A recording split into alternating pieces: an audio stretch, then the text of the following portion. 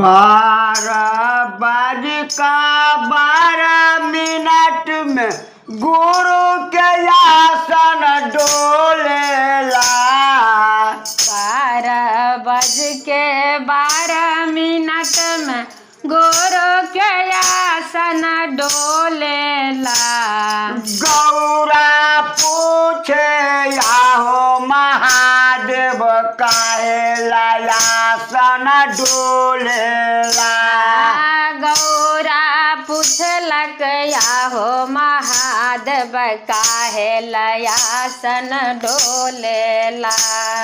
तू ना बुझबा तू नहीं समझबा काहे आसन डोलेला। तू नहीं बुझबक तू नहीं समझबक काहे आसन डोलेला। गुरु द्वार पर शिष्या खड़ी है दयाल आसन डोलेला। गुरु द्वार पर शिष्या खड़ी है दयाल आसन डोलेला। 12 में गुरु के आसन डोलेला। 12 में गुरु के आसन डोलेला। गौरा पूछे आहो महादेव काहे आसन डोलेला। गौरा पूछे आहो महादेव काहे आसन डोलेला। तू ना बुझबा तू नहीं समझबा काहे आसन डोलेला। तू नहीं बुझबक तू नहीं समझबक काहे आसन डोलेला। गुरु द्वार पर शिष्या खड़ी है चर्चा आसन डोलेला। गुरु द्वार पर शिष्या खड़े है चर्चा आसन डोलेला। 12 में गुरु के आसन डोलेला। 12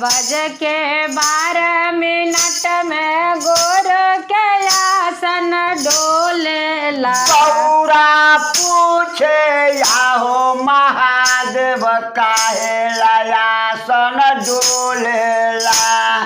गौरा पूछे आहो महादेव काहे आसन डोलेला। तू ना बुझबा तू नहीं समझबा काहे आसन डोलेला। तू नहीं बुझबक तू नहीं समझबा काहे आसन डोलेला। गुरु द्वार पर शिष्या खड़ी है चर्चा आसन डोलेला।